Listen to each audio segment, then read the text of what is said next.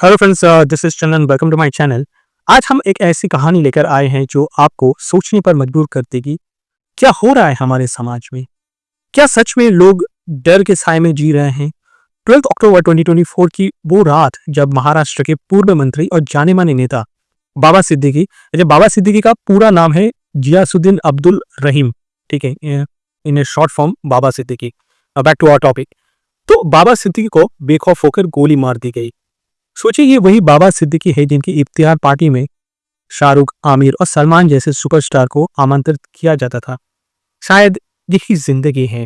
पर आज ये दोस्ती दुश्मनी की तरह लग रही है। क्यों? ये आपको थोड़ी देर में समझ आएगा, तो थोड़ा वेट कीजिए।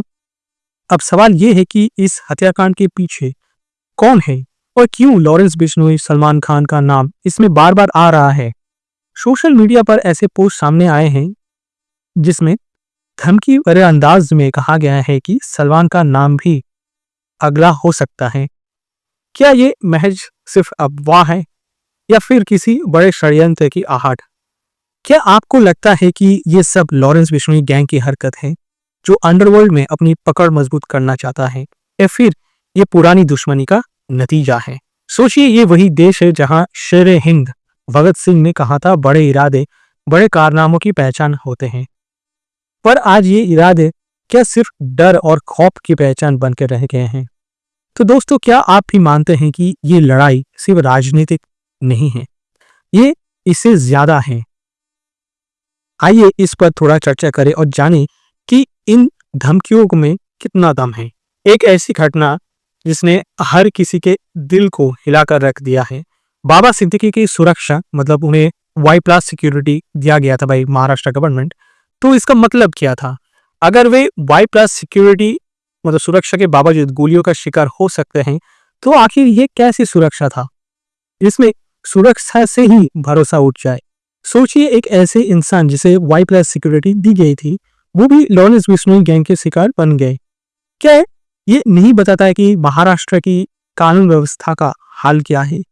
क्या ये सिर्फ राजनीतिक मतभेद का नतीजा है या फिर कुछ और? अजीब बात है, सरकार आती है जाती है, लेकिन क्या वाकई में कोई सुरक्षित है? सपनों का शहर मुंबई क्या अब सिर्फ सपनों में ही सुरक्षित है? आम जनता का क्या होगा जब बड़े बड़े नेता भी असुरक्षित हैं? और सवाल ये भी है, पुलिस और राजनीतिक नेताओं में कौन कितना ईमानदार है? क्या आपको लगता है कि एक सही मायनों में सुरक्षित समाज की जिम्मेदारी सिर्फ पुलिस या सरकार की है, या फिर हम सब का भी इसमें कोई ना कोई हिस्सा होना चाहिए? कोई भी देश भ्रष्टाचार से उतना बर्बाद नहीं होता है जितना कि डर से। वही डर आज बाबा सिद्दीकी की मौत में झलकता है, जो हम सबके दिलों में बैठ जा रहा है। लेकिन ये एक ऐसा डर है कि एक दूसरे पर हत्यारे हमारे समाज का हिस्सा बन जाते हैं और फिर इनसे सवाल भी नहीं पूछा जाता। आखिर ये स्थिति हमें कहाँ ले जा रही है? एक कहावत है, अगर न्याय को मूर्ख बना दिया जाए तो अन्याय चीख चीख कर अपना वजूद स्थापित कर लेता है। अगर न्याय को मूर्ख बना दिया जाए तो अन्याय चीख चीख कर अपना वजूद स्थापित कर लेता है। इस घटना ने हमें गहरे प्रभावित किया, लेकिन क्या हम इससे कुछ महत्वपूर्ण सीख प्राप्त कर सकेंगे? आपका क्या कहना है? क्या अब वक्त नहीं आ गया कि हम कानून व्यवस्था पर सवाल उठाएं? आज का सवाल सीधा है, आखिर किस पर भरोसा करें? महाराष्ट्र, गुजरात और केंद्र, तीनों जगह है बीजेपी की सरकार, फिर भी सुरक्षा का ये हाल। क्या आपको लगता है कि ये सारी सरकारें मिलकर भी एक नेता की सुरक्षा सुनिश्चित नहीं कर सकती? बाबा सिद्दीकी की हत्या ने हमारे कानून व्यवस्था पर बहुत बड़ा सवालिया निशान लगा दिया है। आखिर क्यों? जहां भय होता है वहां न्याय मर जाता है। क्या ये हालात अब हमारे देश में हकीकत बन गए हैं? आखिर ये कैसी व्यवस्था है जहां नेता खुद को सुरक्षित महसूस नहीं कर सकते? तो आम आदमी की स्थिति क्या होगा? ये कोई एक घटना नहीं है। प्रतिदिन हमें ये सुनने को मिलता है कि अपराधी निर्भीकता से सड़कों पर घूम रहे हैं, जबकि सरकारें केवल चर्चा में व्यस्त हैं।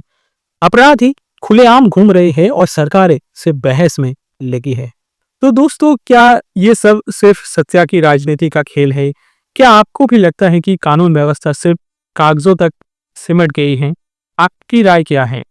नाउ एक ट्विस्ट है, जीसन सिद्दीकी जो बाबा सिद्दीकी के बेटे हैं, अब वो अजीत पवार की एनसीपी से जुड़ चुके हैं और 15 ईट से चुनाव लड़ने वाले हैं।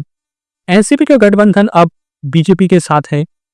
ये वही बीजेपी है जिसके शासनकाल में बाबा सिद्दीकी की सुरक्षा सवालों के घेरे में आई थी।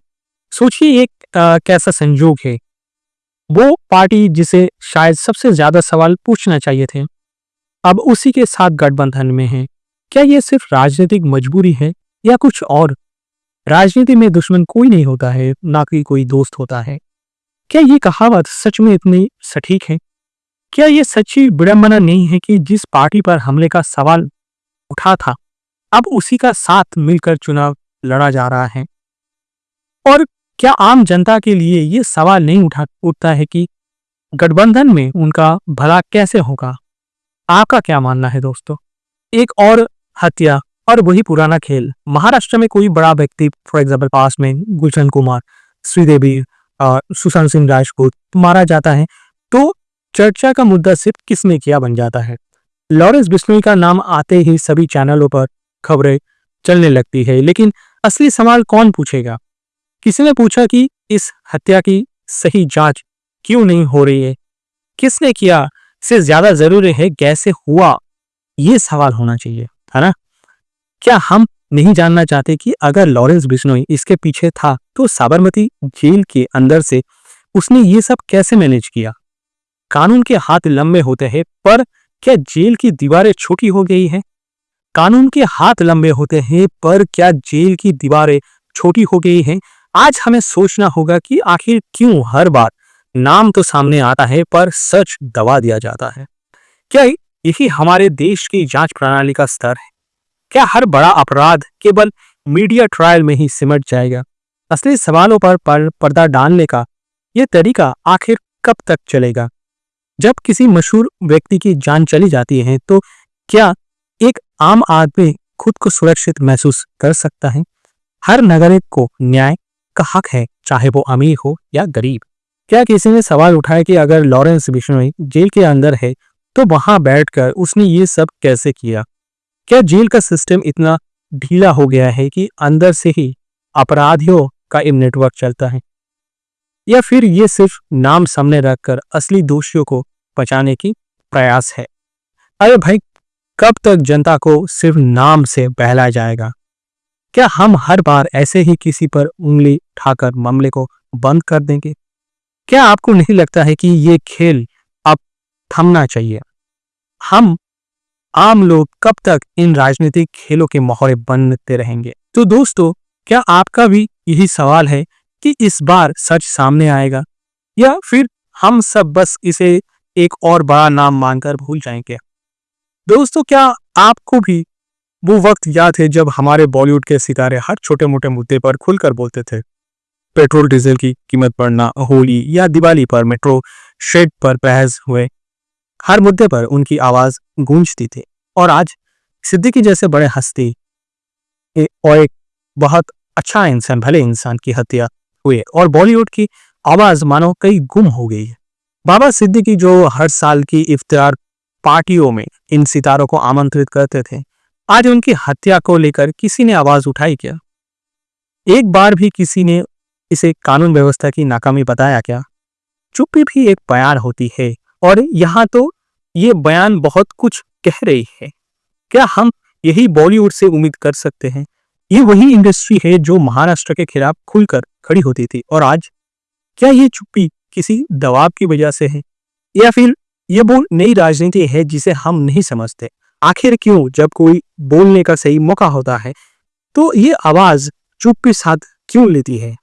It raises the question of why, at the moments when one should speak up, these voices chooses to remain silent. With this note, let's wrap up this video for today. Thank you guys for watching this video till the end. आपसे मुलाकात होगा next video पे. Till then, bye bye.